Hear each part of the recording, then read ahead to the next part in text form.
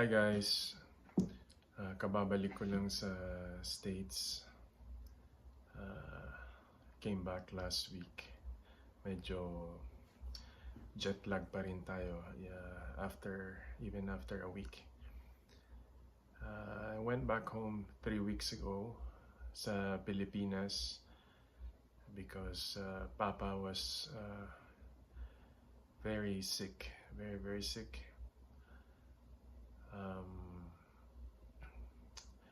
And now he is with the Lord God. His health has been declining since his stroke 3 years ago.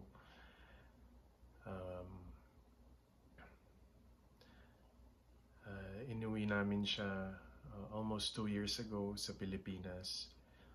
So he can at least enjoy Philippines, have more quality of life. But God has other plans for him. He has been hospitalized for a long time. He was in ICU for over 5 months in St. Luke's, Manila. He's definitely been through a lot. His body has been through a lot. And nung umuwi ako at nakita ko siya, his body really has declined. Sobrang payat, and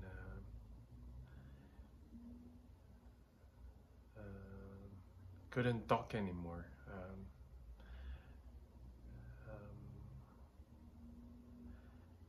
And he had multi-organ dysfunction. Almost lahat ng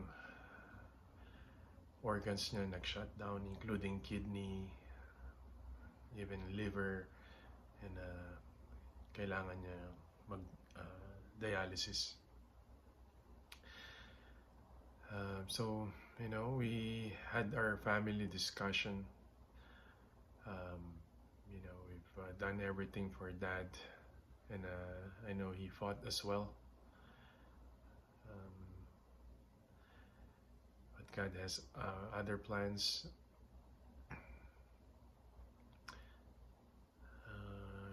Napag-desisyonan namin buong pamilya to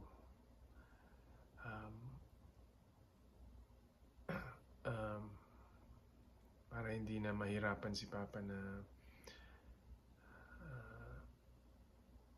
mapayapang pagpahingayin na siya. So we chose comfort care for Papa, and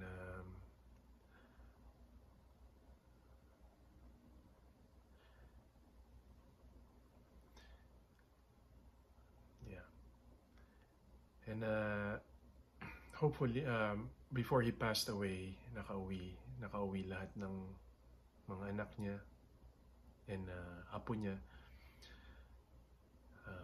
Actually, the day he passed away is when his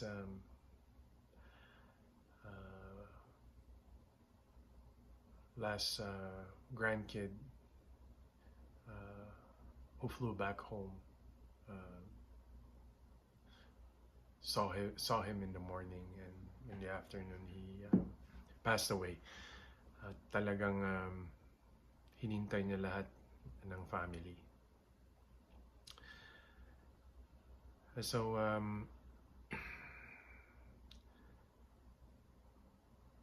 he died on May 27, and next day inuwi namin siya sa probinsya to do the funeral. We did his funeral for 5 days, and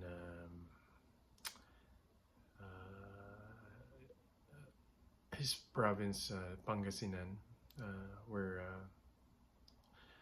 we have his burial along with his parents. Sa cemetery doon, nandun din yung parents and some of our family members. Dad passed away peacefully. Di siya nahirapan.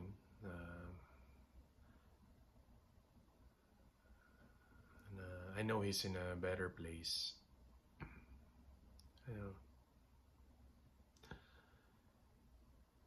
Dad, Papa is probably my biggest inspiration since I was a kid. By profession, he was a doctor, a general surgeon. But that's not the main reason why he was my biggest inspiration. It's because yung prinsipyo niya and serbisyo para sa mga tao na nangangailangan. Growing up, marami siyang binigyan na operasyon na hindi nakabayad. Minsan gulay, prutas ang ibibigay sa amin. And hindi niya na siningil. They let them be kung anong kaya nila, yun na yun. But that was my dad. That was his calling to help those in need. And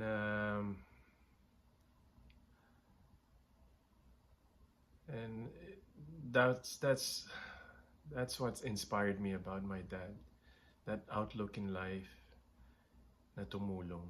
And that's same reason why I'm also a doctor now, practicing doctor. Anyway, I'm back at work. I'm on call 24 hours. Hopefully it will be a good shift throughout the night. And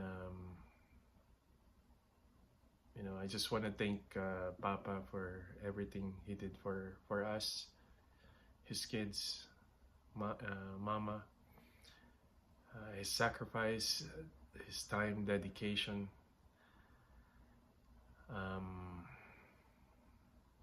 I know you want the best for your family.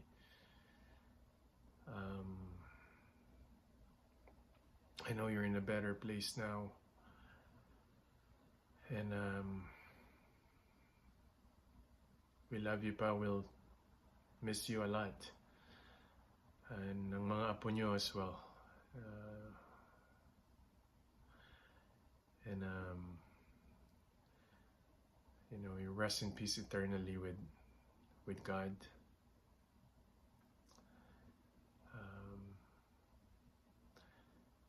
That's it, guys. Just updates buhay the last month.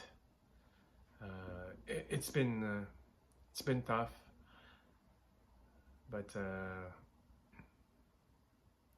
we leave it to the Lord God. And now we're back here in the States. Lahat ng family, mga anak ko, they're also back in the States. So, but that's it. Just an update. Thank you for listening, guys. I appreciate a lot. And have a good night.